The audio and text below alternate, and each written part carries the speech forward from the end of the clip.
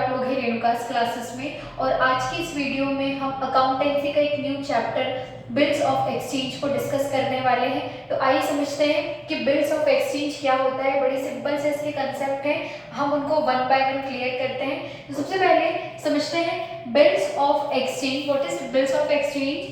Bills of exchange is a written content, है ना, एक रिटन डॉक्यूमेंट एक फॉर्म में आपको रहता है, एक रिसीप्ट रहती है जिसमें हम सारी चीज़ों को मेंशन करते हैं। उसमें कुछ टाइम लिमिट भी होती है, जिसको पे करना है या जिसको एक्सचेंज करना है उसका नाम वगैरह भी मेंशन होता है। तो it is a written content for unconditional order signed by maker, है ना। अब हम इसको समझते हैं डिटेल में कि क्या होता है बिल्स ऑफ एक्सचेंज, कौन कौन सी इसमें पार्टीज होती हैं।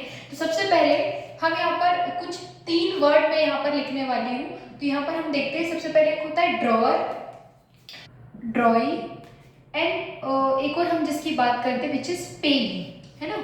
अब what is drawer, what is drawing and what is pen, हम इसको एक एग्जांपल से समझते हैं। सबसे पहले बिल्स ऑफ एक्सचेंज, जैसे मैंने अभी आपको बताया कि रिटन कंटेंट है, एक रिटन डॉक्यूमेंट है।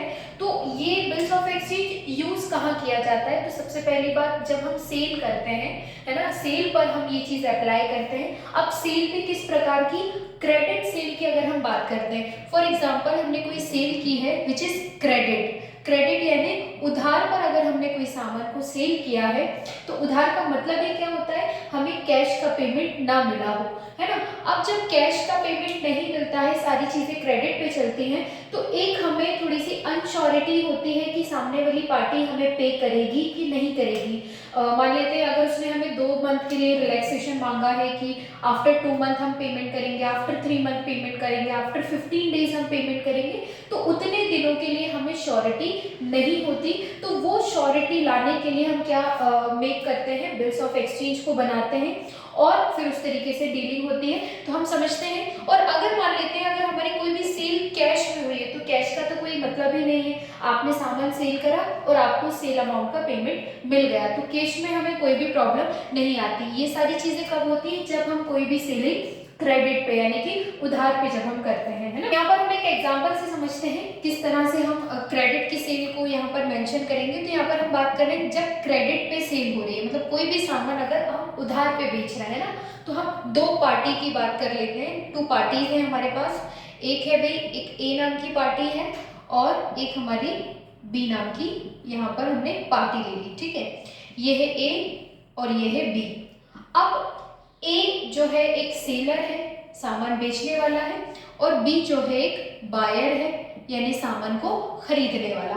समझते हैं, ए ने बी को कोई सामान को सेल करा, मतलब जो ये सेल हो रही है, यहाँ पर सेल का ट्रांजैक्शन चल रहा है, वो भी कैसी सेल? हमारी क्रेडिट सेल का ट्रांजैक्शन चल रहा है। अब इस ए ने सामान जो है कुछ बी को सेल करा, बट बी ने पेमेंट नहीं किया क्योंकि क्रेडिट की है, पेमेंट नहीं हो रहा। तो बी हो गए भाई परचेसर या बायर और ए हो गए सेलर। अब ए ने सामान दिया बी को और बी ने उनसे बोला कि भाई हम आफ्टर 2 मंथ, आफ्टर 3 मंथ आप हमें थोड़ा सा वक्त दे दें, उसके बाद हम आपको पेमेंट करेंगे। तो बी ने ऐसी ए से डिमांड की। ए ने कहा चलो भाई ठीक है, हम आपकी बात पर हम आपको सामान सेल तो कर देते हैं, बट हम एक बिल बनाकर आपको देंगे, बिल बनाकर आपको देंगे, आपने क्या करना है? उसको साइन करना है, मुझे रिटर्न कर देना है, और जो भी उसमें टाइम लिमिट होगी उतने दिन के बाद आपने मुझे पेमेंट करना है, ठीक है। तो भाई ऐसी डीलिंग इनके बीच में हुई। तो ए ने क्या किया? एक बिल बनाया, ठीक है। बिल मेकर कौन रहे यहाँ पर? ए ने बिल को बनाया और बिल को बना के किसको दे दिया है? बी को दे दिया है। तो ए ने बिल बनाया और ए ही कौन है? सेलर है। तो हमारे जो ड्रॉअर हो गए वो कौन हो गए हैं? ए। जो बिल को मेक करता है, बिल को बनाता है, उस वही कौन होता है? आपका ड्रॉअर, ठीक है।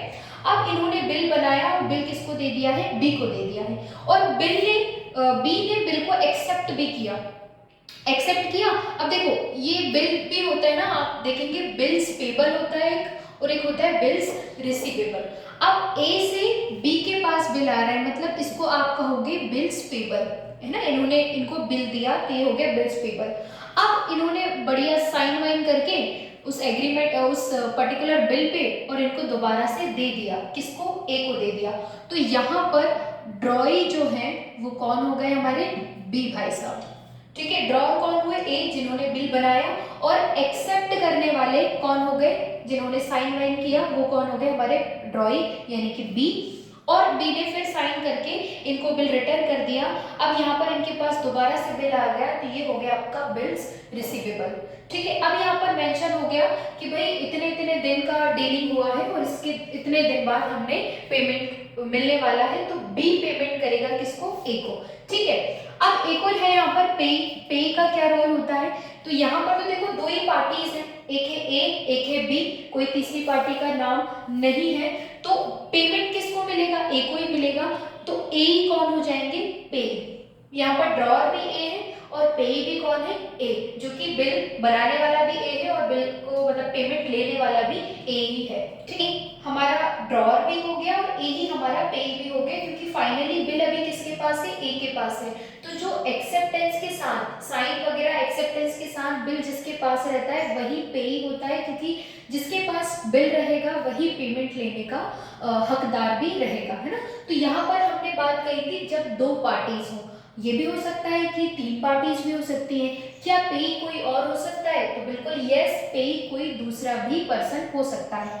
अब यहाँ पर जब अपन टाइम लिमिट की अगर हम बात कर रहे थे तो उसे भी थोड़ा डिस्कस कर लेते हैं। जो बिल लिखा जाता है उसमें एक टाइम लिमिट भी होती है ना। जैसे वो तो डिपेंड करता है आपका गुड्स कैसा है और कितनी आपकी टाइम लिमिट है। आप चाहें तो 10 दिन, 15 दिन, 1 महीने, 2 महीने के लिए भी उसमें टाइम लिमिट रख सकते हैं, बट एक्चुअली जो डिफॉल्ट होता है ना वो होता है 3 मंथ का। ठीक है। 3 मंथ का हमारे पास एक मतलब क्राइटेरिया होता है कि ये तो होना ही है, इतना तो होता हो ही सकता है मतलब। और आप अपने अकॉर्डिंग यहाँ पर कर सकते हैं 10 दिन, 15 दिन, 12 दिन, जितनी आपकी टाइम लिमिट आप चाहते हैं।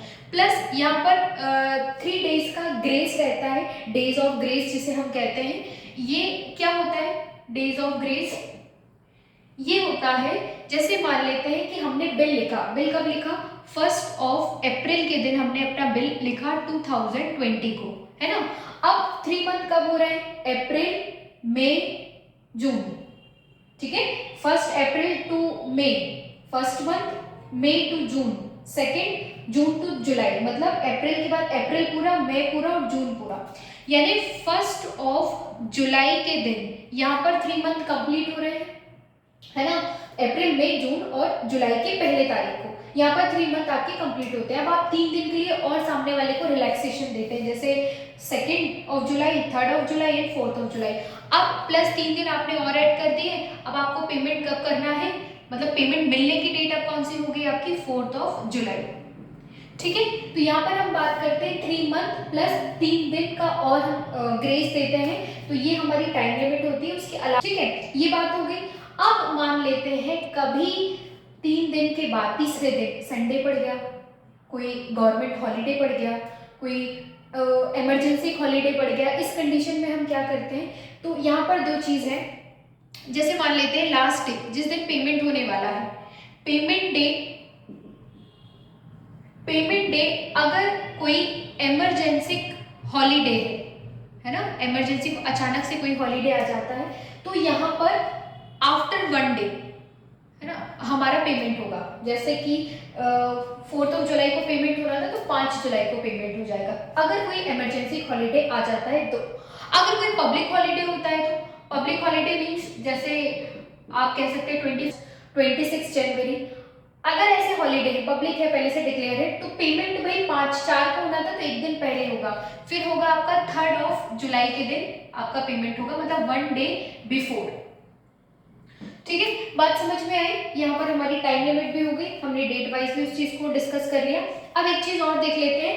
अब यहाँ पर ए और बी 2 पार्टीज के बीच में थी, तो ड्रॉअर और पे ए हो गया, ड्रॉई कौन हो गया आपका? बी हो गया। ठीक है। अब अगर यहाँ पर 3 पार्टीज आ जाती हैं, अब यहाँ पर ए भी है, बी भी है और सी भी है। वही कंसेप्ट है कि ए सेलर है, ए ने बी को सामान सेल करा, तो मेकर कौन हो गया या ड्रॉअर कौन हो गया? आपका ए हो गया। ठीक है, क्योंकि यही बिल लिखा इसने, है ना। और बिल वगैरह लिखने के बाद उसने अपना बिल किसको दे दिया है? बी को दे दिया है। बी इज अ बायर और परचेसर। बी ने सामान को परचेज किया, अब बिल जो है बी के पास आया, तो यहाँ पर आ गया बीपी यानी बिल्स पेबल, और इन्होंने अपने बिल पर जो इनके पास मिला था उसके बाद उन्होंने साइन वाइन करके एक्सेप्ट करके उन्होंने रिटर्न किसको कर दिया है, ए को कर दिया। अब यहाँ पर हम बात करें ड्रॉअर हो गया, तो भाई ये हो गया ड्रॉई। अब पे कौन है? अब मान लो अगर ए ऐसी कोई डीलिंग कर लेते हैं कि आप जो है सी को पेमेंट देंगे, ठीक है, आप किसको पेमेंट देंगे, सी को पेमेंट देंगे। किससे कह रहे हैं, वो बी से कह रहे हैं। तो इस कंडीशन में जो सी भाई साहब हो जाएंगे वो हो जाएंगे हमारे पे, क्योंकि अब फाइनली इन्होंने जो बिल पे साइन वाइन किए और किसको दे दिए हैं, आपके सी को दे दिए। तो जिसके पास बिल रहेगा पेमेंट उसको मिलेगा, क्योंकि कभी मान लो ऐसी कोई डीलिंग हुई होगी कि ए ने कभी सी से पैसे लिए होंगे तो ए को सी को पेमेंट कभी करना था, तो इन्होंने क्या करा, जो एडजस्टमेंट किया कि बिल लिखा ए ने, एक्सेप्ट किया बी ने, रिटर्न किसको कर दिया, सी को, और अब पेमेंट भी बी किसको करेंगे, सी को करेंगे। तो इस कंडीशन में जब तीन पार्टीज होती हैं तो जो थर्ड पार्टी होती है जिसको पैसा मिलने वाला होता है वही हमारा हो जाता है पे। तो यहाँ सारी चीज़ें क्लियर है, आई होप आपको सारी चीज़ें समझ में आई होंगी। यहाँ पर हमने डिस्कस किया बिल्स ऑफ एक्सचेंज में कुछ पार्टीज को हमने डिस्कस किया, टाइम लिमिट को डिस्कस किया और फाइनली बिल्स ऑफ एक्सचेंज क्या होता है उसको डिस्कस किया। इसकी नेक्स्ट वीडियो में हम डिस्कस करेंगे बिल्स ऑफ एक्सचेंज के यूजेस क्या क्या होते हैं और फाइनली बिल्स ऑफ एक्सचेंज का जो बिल होता है वो किस तरह से हम मेक करते हैं, बनाते हैं। तो नेक्स्ट वीडियो को भी जरूर देखें, लाइक शेयर एंड सब्सक्राइब करें। मिलता है नेक्स्ट वीडियो में, टिल देन टेक केयर, नमस्कार।